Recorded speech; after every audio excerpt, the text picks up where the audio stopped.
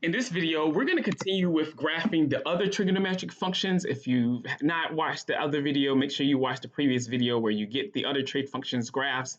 We're going to start with the cotangent function.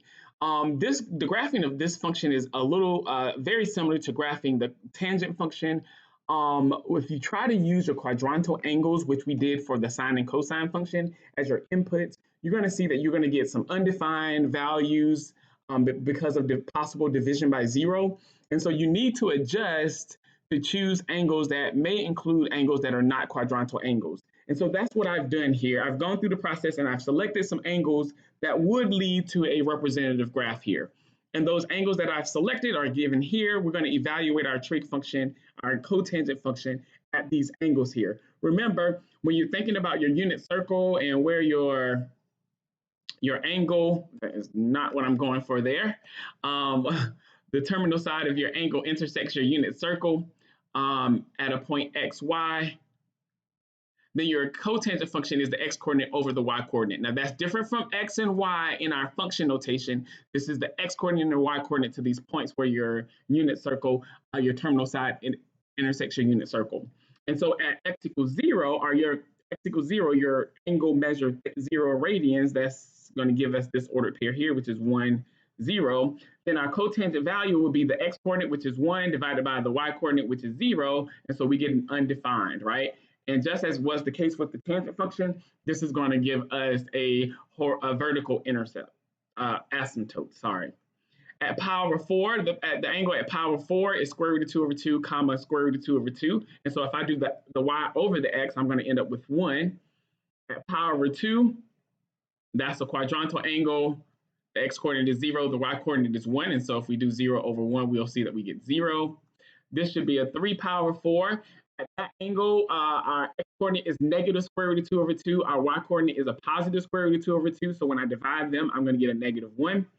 And then at pi, we have the x coordinate negative 1 and our y coordinate is 0. And so negative 1 divided by 0 is undefined.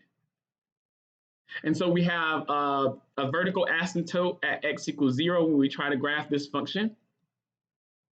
We have another one at x equals pi. And so I notate that on my graph with the dashed lines. And then I'm going to graph or plot my points. At pi, we get 1. At power 2, we get 0. At 3 power 4, we get negative 1. And I'm going to try to draw a function. Oh, that is a horrible function.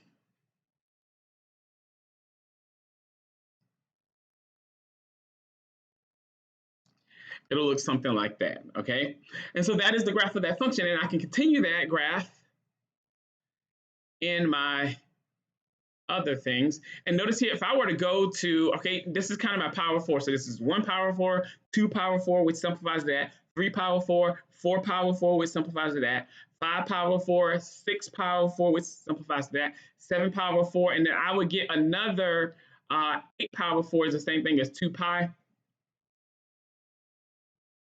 All right, x equals 2 pi. And I have another vertical asymptote. I want to do that because we're going to figure out our domain. And so another iteration of this would look like that.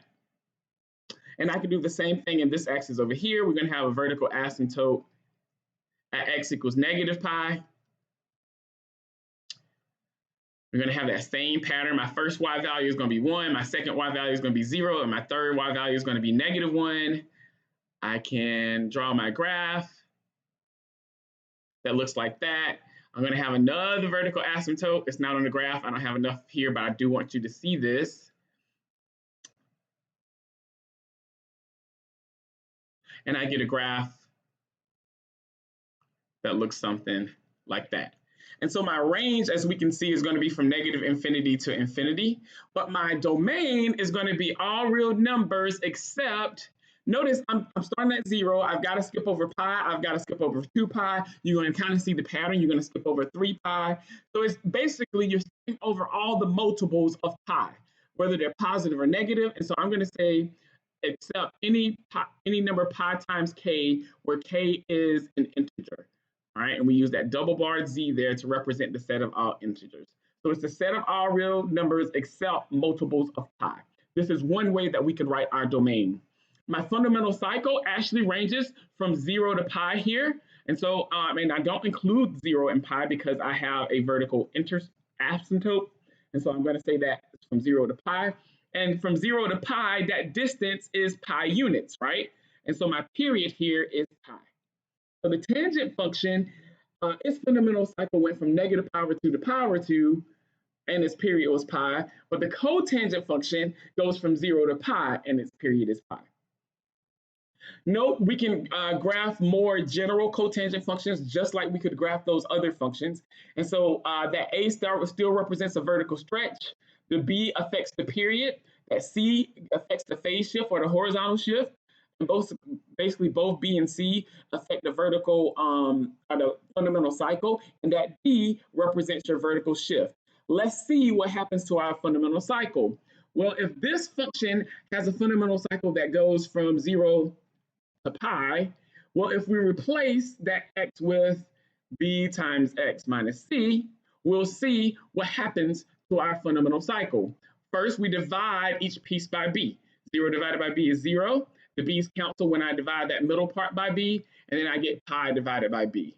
I add c to each part, so c plus 0 is c. The c's cancel here, so I just live with x, and I'm going to put c plus pi over b. You can put pi over b plus c. So my fundamental cycle is now c to c plus pi over b, okay?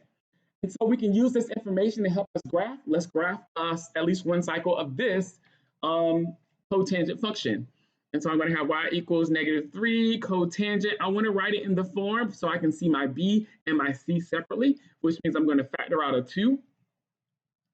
When I factor out a 2, if I divide this by 2, I get x. If I divide that by 2, it's the same thing as multiplying by half. So that's going to be pi over 6 plus 1, right? So the a here is -3. That represents a reflection about the x-axis and a vertical stretch by a factor of 3. My b here is 2. It impacts the period. By the way, my period in this case is going to be changing too. Right? So since my fundamental cycle now goes from C to C plus pi over B, and notice this distance here, if I start at C and I end up with C plus pi over B, the width that gets me from here to here is pi over B. So my period is pi over B, okay? All right, and then my C here is what I'm subtracting from this X, which is a negative pi over 6, which would normally represent a shift to the left pi over 6 units. So that's why it's negative. And then our D here is 1. And so what I'm going to do is I'm going to find my period and my phase shift because those are the most important things that will help me get this graph here. And so since our period is given by pi over b, my b is 2, my period is pi over 2. My fundamental cycle, I'm going to abbreviate that with FC to save me some space here. So my fundamental cycle is from C, not including C, to C plus pi over B. Well, we just said that our C was that negative pi over 6. And then that would be a negative pi over 6 plus my period, which is pi over 2. Well, if you look at that, negative pi over 6 to pi over 6 plus negative pi over 6 plus 2, well, this is the 3 pi over 6, right? And so that would be 2 pi over 6, which is a pi over 3. Okay, so that's 3 pi over 6. And if I add that, I'm going to get 2 pi over 6, which reduces down to pi over 3. And so that's my fundamental cycle. And so what I can do with that fundamental cycle is realize that I can start at negative pi over 6 and end at pi over 3. We know that the full cycle is the width of your period, which is pi over 2 units. We divide it into 4 equal subintervals, and the subintervals are going to be of length your period divided by 4. Well, if I divide pi over 2 by 4, I'm going to get pi over 8. So for me to go here to here, I've got to add pi over 8.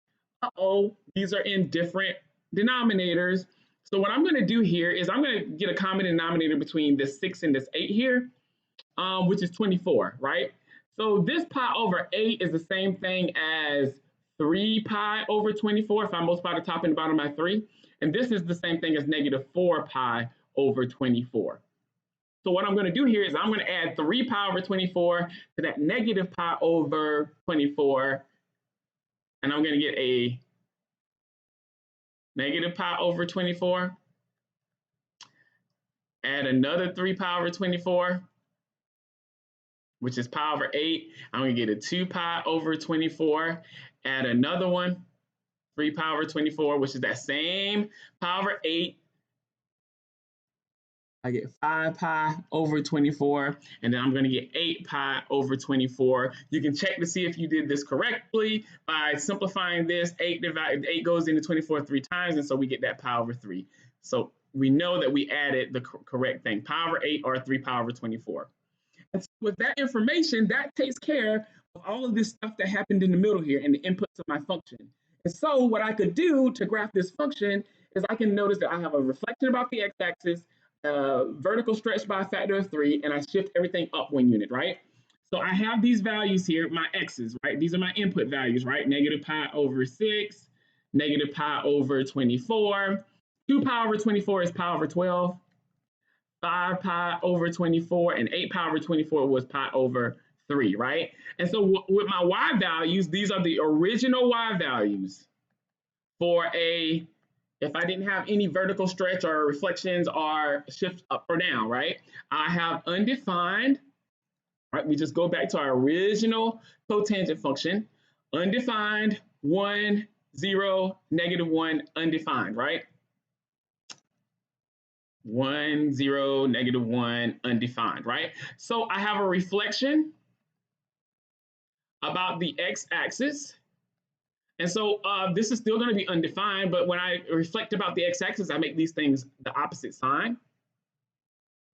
Then I have a vertical stretch by 3. That means I multiply all of these y values by 3, so I get a -3, 0, 3, and undefined. And I have a vertical shift up 1. So that's undefined, -2, 0, and 4. And so what I have here, I can draw me a graph. Now, I'm going to count by, all right, this is going to be a little weird here, okay? It's going to be a little weird here.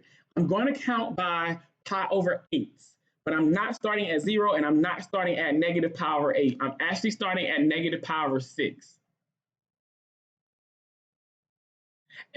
I'm going to count by pi over 8s here, starting at negative pi over 6. So I'm going to have a negative pi over 24, and I'm going to keep this same width. I'm going to try to. I'm going to get a positive pi over 12. I get a 5 pi over 24, and then I get a pi over 3. So although I'm starting at negative pi over 6, I'm counting my x-axis by pi over 8 because that was the width of each of these subintervals here. And then I'm going to count by 1s here. So this would be a -2. This will be a 4. I know I have vertical asymptotes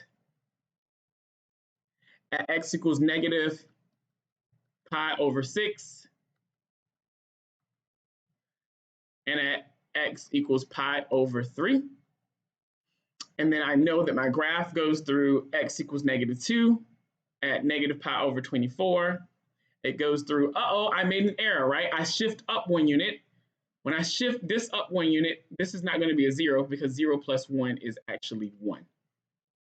So my y-coordinate here is going to be 1, and my y-coordinate here is going to be 4. And so I'm going to try to draw, okay, this looks linear. It looks perfectly linear. This is not a linear function. I'm going to try to draw it so that you can see that it's not linear. All right, and it's going to go up like that. And that's going to be one cycle of my cotangent function. Remember, if you don't want to do these vertical stretches and shifts and reflections, you can create you a table of values where you put those x values in, right? So I have negative pi over 6, negative pi over 24, pi over 12, 5 pi over 24, and pi over 3. You plug it into your full original function.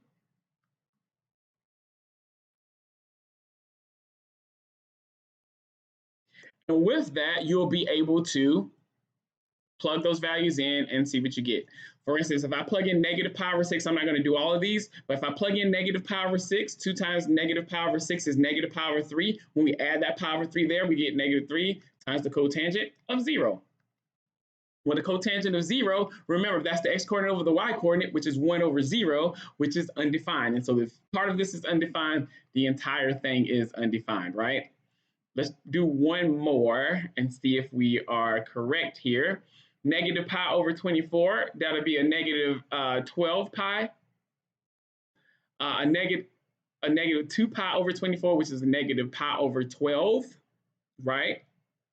And if I add 4 pi over 12, we're going to get 3 pi over 12, and 3 pi over 12 simplifies to pi over 4. Notice this is going to simplify to the second point in this graph right here, which is pi over 4, right? And so we know we did that well. Cotangent of pi over 4 is 1. If I multiply that by negative 3 and then add 1, we get a negative 2. And so you can do the rest of these, and you'll see that you're going to get these points here. And so we're done with this example. All right, let's talk about the cosecant function, right? Well, remember that we define the cosecant function as, when we think about our trig ratios, 1 over y, right? Well, since sine equals the same thing as 1 over y, we can always rewrite the cosecant function as 1 divided by the sine function. And so what we're going to do is we're going to use this property in order to help us graph. We know what the graph of the sine function is. All we have to do is do the reciprocal of all of the points on that graph, and we'll be able to find the graph of the cosecant function. And so with my sine function, remember our period was from 0 to 2 pi, so I'm going to count by pi over 2, 3 pi over 2, 4 pi over 2, 5 pi over 2, 6 pi over 2, and 7 pi over 2. And you can go in this opposite direction here, but I'm not going to do that. Our regular sine function, I'm going to do this here. This is 1 and this is negative 1. Our regular sine function looks like this. I'm trying to dash it in because this is not the actual graph I'm going for.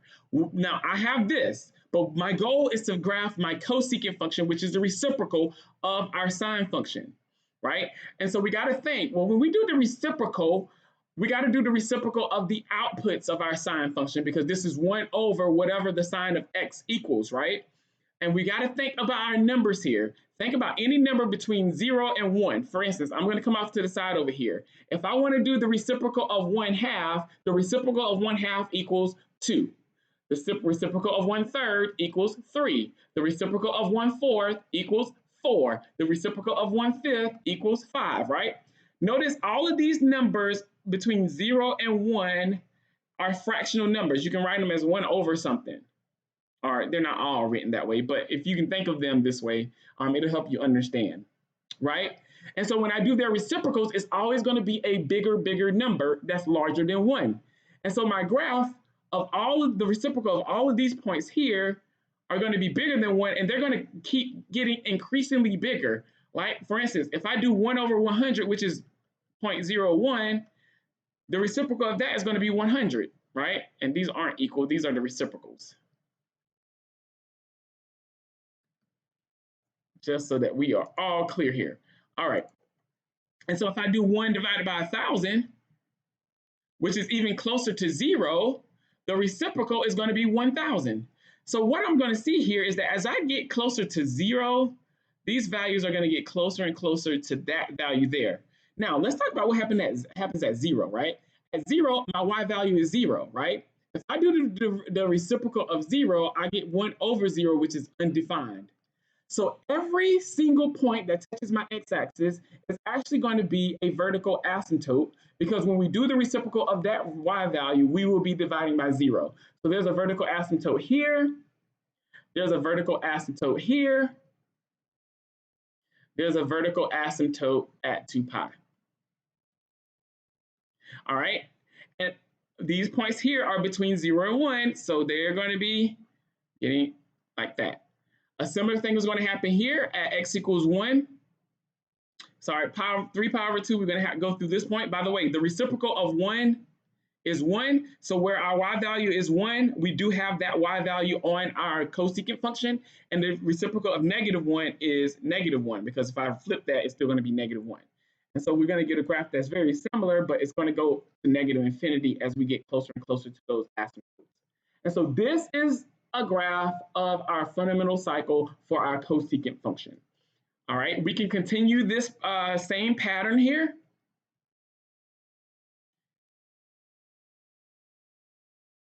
Because our sine function will continue. And so I'm not going to notate my axes like I was before. I will put these things here, x equals negative pi.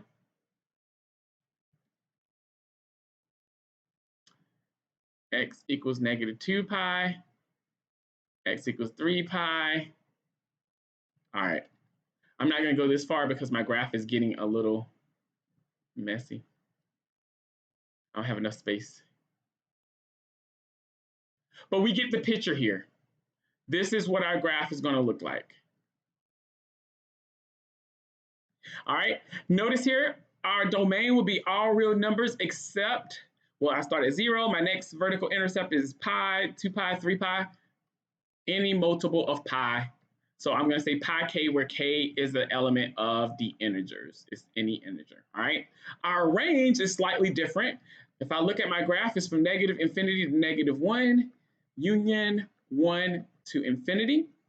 My fundamental cycle is going to range from 0 to 2 pi. But we have to skip over that middle term.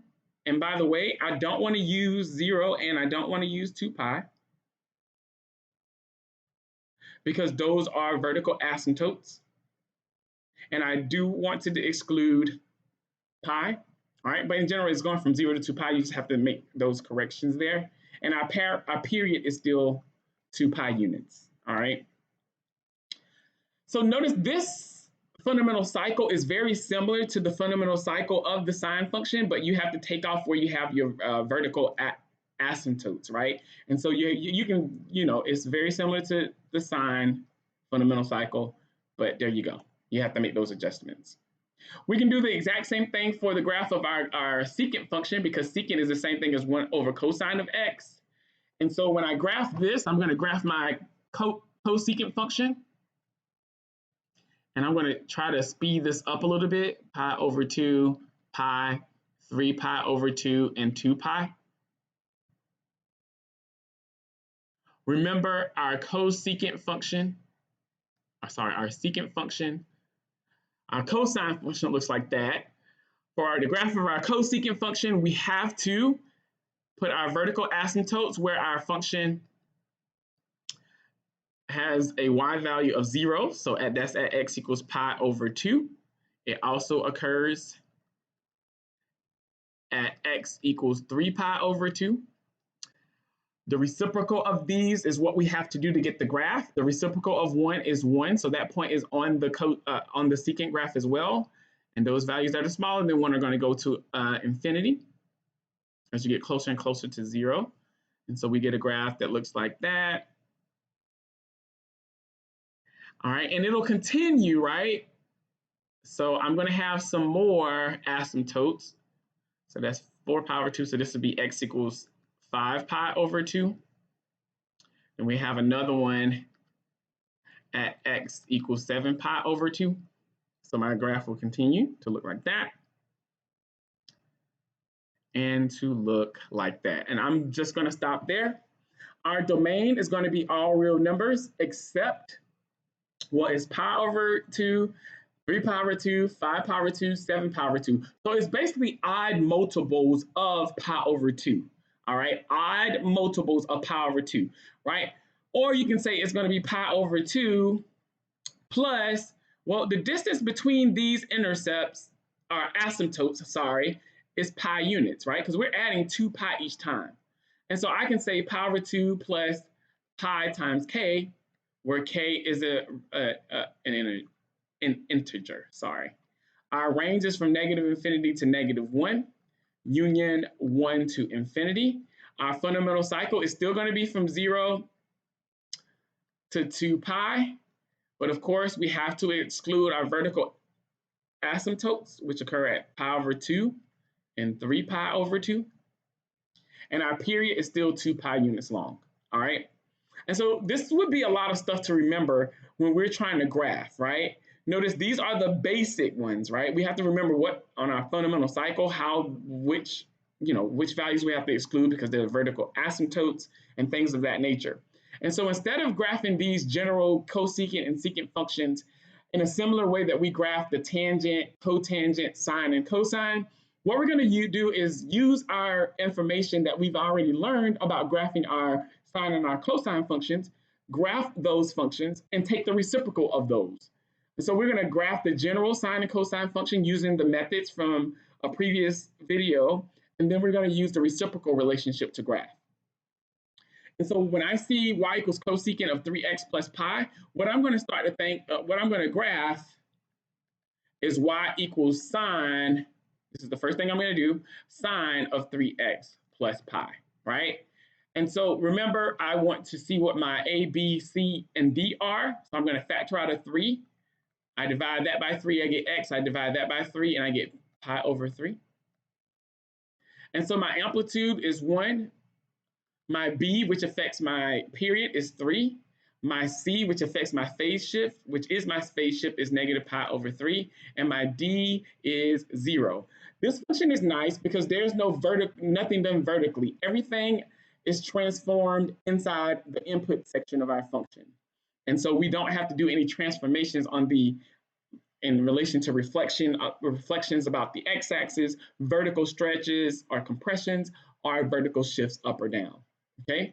So we have our amplitude. That is not going to help us much here graphically, but our period will change here, so we need that. Remember, the formula for the period of your sine function is 2 pi over b, and so 2 pi over 3. Our phase shift is left pi over 3 units, so because c equals negative pi over 3. And so we can get our fundamental cycle. Remember, your fundamental cycle is from c to c plus 2 pi over b. And so since our c is negative pi over 3,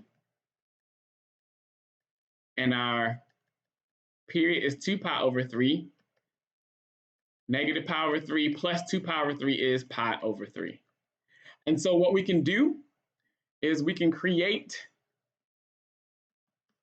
the x values, or find the x values that we're going to use. We know that our entire period is 2 pi over 3 units. We divide that by 4 to get the width of each of these subintervals here. That'll be 2 pi over 12 or pi over 6.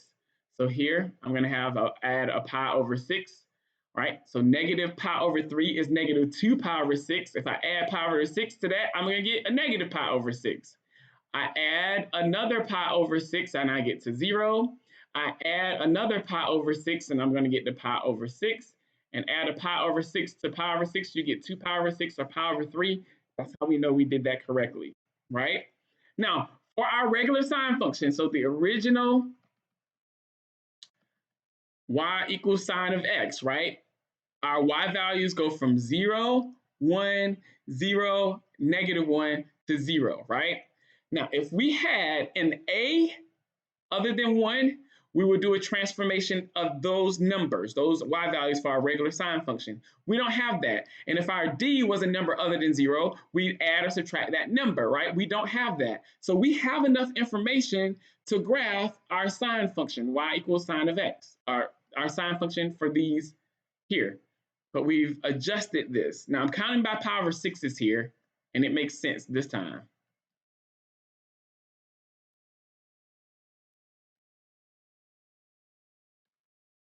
All right, so my regular sine function will go through 0, 1, 0. We'll have these y values. I can put my vertical asymptotes where I have a sine value of 0 because the reciprocal of 0 is undefined. So I'm going to have a vertical asymptote at x equals negative pi over 3, negative, and x equals 0. And another one at x equals pi over 3. And then my sine function, I do the reciprocal of all of those values. Uh-oh, don't cross. Let me not do that, because if I take off, you're gonna be mad because you did a video. All right, so it's gonna approach those asymptotes. And so I have at least one cycle here, and you can continue to the right and you continue to the left, and you'll have the graph of your function, y equals cosine of 3x plus pi. All right, that concludes this video. We'll see you during the next one.